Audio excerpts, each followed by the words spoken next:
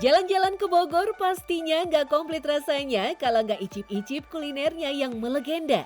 Jenisnya bermacam-macam, tapi salah satu yang identik dengan kota hujan ini adalah kudapan dari sayur dan buah non menyegarkan. Namanya asinan Bogor.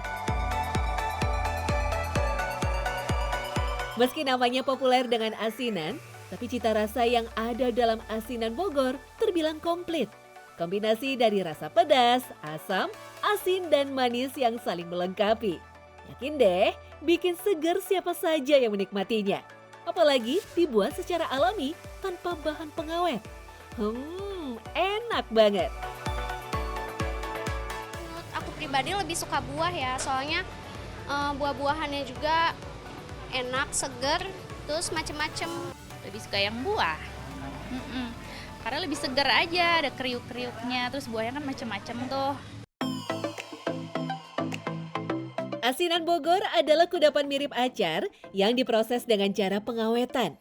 Terdiri dari 3 jenis, yaitu asinan buah, asinan sayur, dan asinan kombinasi keduanya.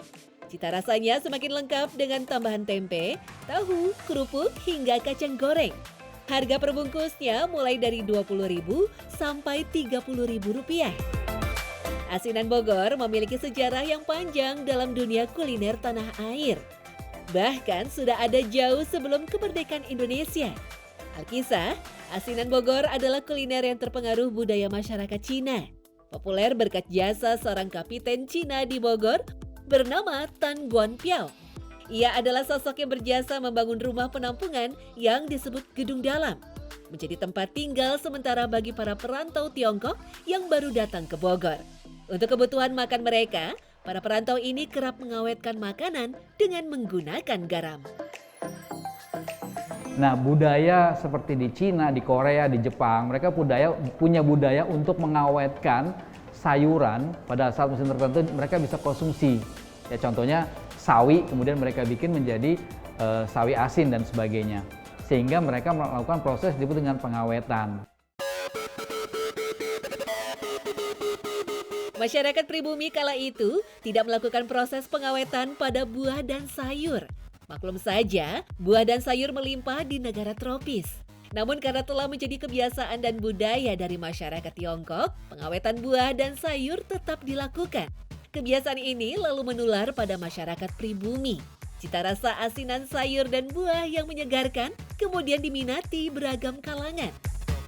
Asinan awalnya hanya dijual oleh seorang imigran Cina bermargatan di sekitar Gedung Dalam.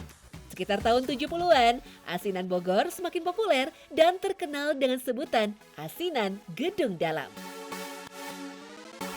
Nah, karena di Bogor itu daerah yang subur, ya, terus kemudian komunitas ya, bagian dari Jawa Barat yang mereka konsumsi makanan yang fresh dan sehat tentunya.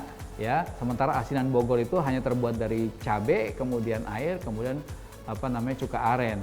Kemudian berkembang secara signifikan dan bahkan sampai sekarang menjadi ikon. Kalau kita ke Bogor, kita jangan lupa untuk membeli asinan Bogor. Nah, Gedung Dalam itu sebagai sentral, ya, pusat sentral di mana asinan itu dimulai dari Gedung Dalam Bogor. Orang tua saya tuh memang sejak muda, umur 20 lebih udah sebagai pedagang buah, jual jeruk dan pepaya. Dan tahun 78, jadi ada ide orang tua saya, suruh saya nih anak-anak bikin asinan. Waktu itu di Bogor udah banyak yang jual asinan sebetulnya. Cuman lantaran ya dari dulu kita udah berkecimpung di dunia buah, jadi diinovasi jadi asinan. Asinan Gedung Dalam Bogor kemudian semakin terkenal karena banyak yang suka. Sayang, di masa Orde Baru, bangunan bersejarah Gedung Dalam diratakan untuk pembangunan. Namun pemilik usaha asinan Gedung Dalam tidak menghentikan usahanya. Hanya berpindah tempat saja ke sebuah lapak di Jalan Siliwangi nomor 27C Bogor dengan tetap mempertahankan nama Asinan Sedap Gedung Dalam. Sepeninggal perintisnya yang bernama Cupong, usaha asinan Gedung Dalam diwariskan turun-temurun hingga generasi ketiga. Tadinya kan asinan kan jadi satu, ada buah, ada sayur. Nah, ya, orang tua saya baru pisahin. Ada yang buah, ada yang sayur. Dan ada yang campur. Sekarang sih lebih banyak orang lebih suka buah ya.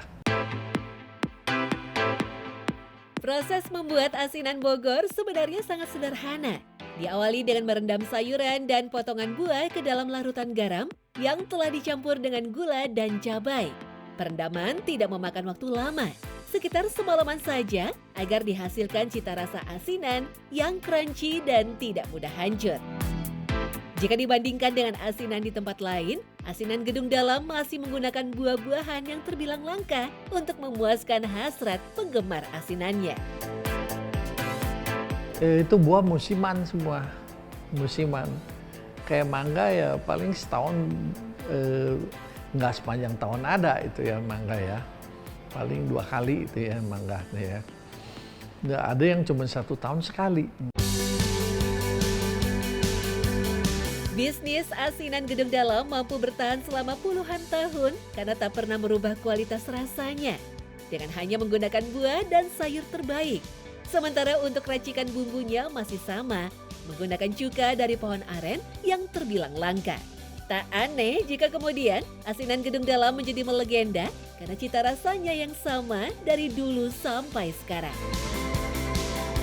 Nah, secretnya sebetulnya di hampir semua asinan ya, mereka menggunakan air kapur yang mungkin tidak tertulis lah untuk merendam si buahnya ini atau sayur dengan harapan dia lebih crunchy, lebih garing.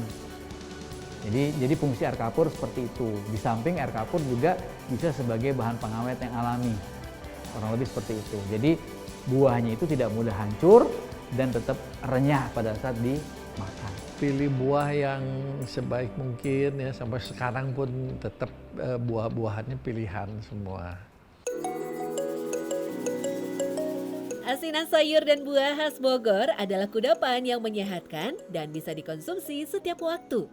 Makanan ini juga bisa disimpan cukup lama, tahan seminggu dalam lemari es. Meski penjualnya semakin marak di kota Bogor, tapi pembelinya juga terus bertambah. Sensasi kesegaran asinan dari Bogor ternyata mampu memikat berbagai kalangan yang menyantapnya di tempat atau membawanya pulang sebagai oleh-oleh. Untuk menarik minat generasi muda jajan asinan Bogor, penjual asinan Gedung Dalam menerapkan strategi pemasaran yang kekinian.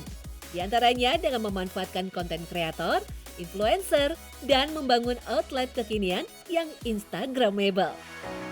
Menyantap asinan Bogor, bisa sekalian foto-foto dong. Taruhlah saya anak tahun milenial nih ya, mencoba untuk cari customer yang baru-baru lagi, yang lebih muda. Cobain nih asinan, cocok nggak tesnya, suka nggak? Apalagi buah dan sayur, anak milenial kan makan sayur dan buah susah ya. Bagaimana? Tertarik icip-icip asinan Bogor nan melegenda? Jamin semuanya pasti suka.